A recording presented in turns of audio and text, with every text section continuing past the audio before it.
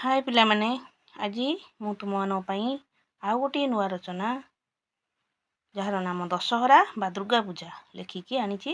ଆସ ସେ ରଚନାଟିକୁ ଆମେ ପଢ଼ିବା। ଉପକ୍ରମ ଭାରତୀୟ ପରମ୍ପରାରେ ପର୍ବପର୍ବାଣୀ ଏକ ମୁଖ୍ୟ ସ୍ଥାନ ଅଧିକାର କରିଛି।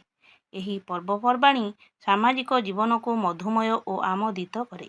ଖ୍ରୀଷ୍ଟିଆନମାନଙ୍କର ବଡ଼ଦିନ, ମୁସଲମାନମାନଙ୍କର ମହରମ ପରି ଦଶହରା ହିନ୍ଦୁମାନଙ୍କର ଏକ ପ୍ରମୁଖ ପର୍ବ ଅଟେ। ମା ଦୁର୍ଗାଙ୍କର ପୂଜା ହିଁ ଦଶହରାର ବୈଶିଷ୍ଟ୍ୟ। ଏହି ଉତ୍ସବ ମଧ୍ୟ ବିଜୟା ଦଶମୀ ନାମରେ ସମଗ୍ର ଭାରତରେ ବିଖ୍ୟାତ।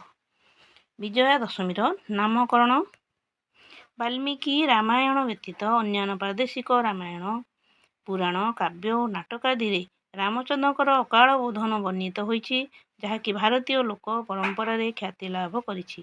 ରାବଣ ବିନାଶ ନିମିତ୍ତ ଆଶ୍ୱିନ ଶୁକ୍ଳ ଦଶମୀରେ ଦୁର୍ଗାଙ୍କୁ ଆରାଧନା ପୂର୍ବକ ପ୍ରୀତି କରାଇ ରାମ ଲଙ୍କା ପ୍ରତି ବିଜୟ ଯାତ୍ରା ଆରମ୍ଭ କରିଥିଲେ। ଦଶହରା ଦିନ ମଧ୍ୟ ରାବଣ ବଧ କରିଥିଲେ ବୋଲି ବର୍ଣ୍ଣନା ଅଛି। ତେଣୁ ଦଶହରାକୁ ବିଜୟା ଦଶମୀ ବୋଲି କୁହାଯାଏ। ମହିଷାସୁର ବିନାଶ ପାଇଁ ଶକ୍ତିଙ୍କର ଧରାରେ ଆବିର୍ଭାବ ଦଶହରାର ସ୍ମୃତିକୁ ଉଜ୍ଜ୍ୱଳ କରେ।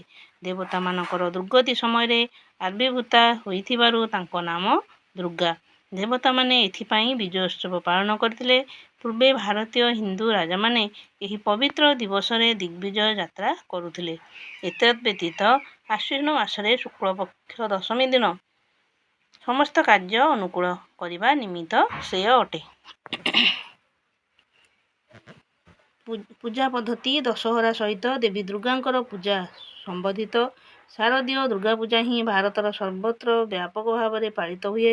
ଏହି ପୂଜା ଷୋଡ଼ଶ ଦିବସ, ନବ ଦିବସ, ପଞ୍ଚ ଦିବସ, ତ୍ରିଦିବସ ବା ଏକ ଦିବସ ବିଶିଷ୍ଟ ହୋଇଥାଏ। ଓଡ଼ିଶାର ଭଗବତୀ, ମଙ୍ଗଳା, ବିମଳା, ସାରଳା, ଚର୍ଚ୍ଚିକା, ସମଲାଇ, ବିରଜା ଓ ହିଙ୍ଗୁଳା ପ୍ରଭୃତି ଅଷ୍ଟଶକ୍ତି ପୀଠରେ ଷୋଡ଼ଶ ଦିବସ ବ୍ୟାପୀ ତାନ୍ତ୍ରିକ ପୂଜା ହୁଏ। ଏହାଛଡ଼ା ନାରାୟଣୀ, କଟକଚଣ୍ଡୀ ଓ ତାରାତାରିଣୀ ଆଦି ପ୍ରସିଦ୍ଧ ଶକ୍ତିପୀଠମାନଙ୍କରେ ଦଶହରା ଉତ୍ସବ ଉପଯୁକ୍ତ ରୀତିରେ ପାଳନ କରାଯାଏ। କେତେକ ପୀଠରେ ଦେବୀ ନିକଟରେ ପଶୁ ବଳି ପଡ଼େ। ଏହି ବଳି ପ୍ରଥାର ବିଲୋପ କରାଯିବା ବାଞ୍ଛନୀୟ। 1985 ମସିହାଠାରୁ ଜନଚେତନା ଫଳରେ କଟକଚଣ୍ଡୀଙ୍କଠାରେ ପଶୁବଳି ବନ୍ଦ ରହିଛି। ସାମ୍ପ୍ରତିକ ଯୁଗରେ ମୃଣ୍ମୟୀ ଦୁର୍ଗାପୂଜାର ପ୍ରଚଳନ ବ୍ୟାପକ ହୋଇଅଛି। ସହର, ବଜାର, ଗାଁଗଣ୍ଡା ଆଦି ପ୍ରତ୍ୟେକ ସ୍ଥାନରେ ମୃଣ୍ମୟୀ ଦୁର୍ଗାମୂର୍ତ୍ତି ଆରାଧିତ ହେଉଛନ୍ତି। ସୁସଜ୍ଜିତ ପୂଜା ମଣ୍ଡପସ୍ଥ ମେଢ଼ରେ କମନୀୟ ଦୁର୍ଗାମୂର୍ତ୍ତି ପୂଜିତ ହୁଅନ୍ତି। ଶିଳ୍ପୀର ହସ୍ତନୈପୁଣ୍ୟ ସହ ତୂଳୀର ସ୍ପର୍ଶ ଦର୍ଶନୀୟ ଓ ଉପଭୋଗ୍ୟ। ଅସ୍ତ୍ରଶସ୍ତ୍ର ଧୃତା ଦଶଭୁଜା ଦୁର୍ଗାଙ୍କର ପାଦ ଦେଶରେ ଷୋଳବିଧ ମହିଷାସୁର ବିଦ୍ୟମାନ।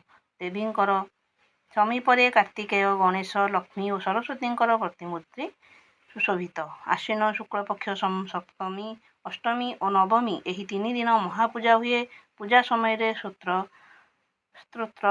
ଓ ଚଣ୍ଡୀ ପାଠ ହେଉଥାଏ। ତତ୍ପରେ ମାଙ୍କ ପାଖରେ ଧୂପ, ଦୀପ, ଭୋଗ ନୈବେଦ୍ୟ ଅର୍ପଣ କରାଯାଏ। ଦଶହରାବାସୀ ଦେବୀଙ୍କର ବିସର୍ଜନ ପୂଜା ଅନୁଷ୍ଠିତ ହୁଏ। ଏହାପରେ ଦେବୀ ମେଢ଼ଗୁଡ଼ିକ ସୁସଜ୍ଜିତ ମେଢ଼ରେ ଆଡ଼ମ୍ବର ସହିତ ନଦୀ ବା ଜଳାଶୟଗୁଡ଼ିକରେ ବିସର୍ଜନ କରାଯାଏ। ବ୍ୟକ୍ତିବିଶେଷ ମଧ୍ୟ ନିଜ ନିଜ ଘରେ ଥିବା ଦେବୀଙ୍କ ନିକଟରେ ପୂଜା କରିଥାନ୍ତି। ଆମୋଦ ପ୍ରମୋଦ ଦଶହରା ଆମୋଦ ପ୍ରମୋଦର ସମୟ। ଦଶହରା ଉତ୍ସବକୁ ଉପଭୋଗ କରିବା ପାଇଁ ସ୍କୁଲ, କଲେଜ ଓ ଅନ୍ୟାନ୍ୟ କାର୍ଯ୍ୟାଳୟ ଅବକାଶ ହୁଏ। ଏହାକୁ ପୂଜା ଛୁଟି କୁହାଯାଏ। ବିଦେଶରେ ଚାକିରି କରୁଥିବା ଲୋକ ଘରକୁ ଫେରି ଆସନ୍ତି। ଦଶହରାରେ ଲୋକ ନୂଆ ପୋଷାକ ପିନ୍ଧନ୍ତି। ପିଠାପଣା, ଭୋଜିଭାତରେ ଲୋକେ ମଜ୍ଜିଯାଆନ୍ତି। ହସନ୍ତି, ଆନନ୍ଦରେ ଲୋକେ ଏହି ପର୍ବ ପାଳନ କରନ୍ତି। ଉପସଂହାର ସକଳ କାର୍ଯ୍ୟ ସମ୍ପାଦନ ନିମିତ୍ତ ଶକ୍ତିର ଆବଶ୍ୟକତା ଅପରିହାର୍ଯ୍ୟ। ମା ଦୁର୍ଗାଙ୍କର ଆଶୀର୍ବାଦ ଲାଭ କରି ଶକ୍ତିମାନ ହେବାକୁ ଆଜିର ଏ ବିଜ୍ଞାନ ଯୁଗରେ ମଧ୍ୟ ଲୋକେ ଦୁର୍ଗାପୂଜା କରୁଛନ୍ତି। ସେହି ଶକ୍ତି ରୂପିଣୀ ମାତା ଦୁର୍ଗାଙ୍କର ଆଶୀର୍ବାଦ ଆମର ଏକାନ୍ତ କାମ୍ୟ। ବାହ୍ୟ ଆଡ଼ମ୍ବର ସଙ୍ଗେ ସଙ୍ଗେ ଆଧ୍ୟାତ୍ମିକତା ବୃଦ୍ଧି ଘଟିଲେ ଏହି ପର୍ବ ପାଳନର ଉଦ୍ଦେଶ୍ୟ ସଫଳ ହେବ, ଏଥିରେ କିଛି ସନ୍ଦେହ ନାହିଁ। ପିଲାମାନେ, ତୁମେମାନେ ତ ମୋ ସୁନ୍ଦର ରଚନାଟି ପଢ଼ିଲ।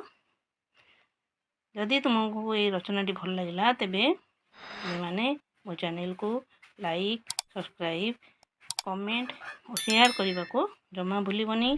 तुम्हें जदि मो चैनल को सब्सक्राइब कर ताहले मु अपलोड करुवा समस्त वीडियो तुम पाखरे अति सहजरे पहुँची जाई परिबो, जहाँ तुमर पाठ पढ़ारे बहुत साहाय्य करिवो। तुम्हें माने मो वीडियोटी मूलरू शेष पर्यंत देखिथिबारु अनेक अनेक धन्यवाद।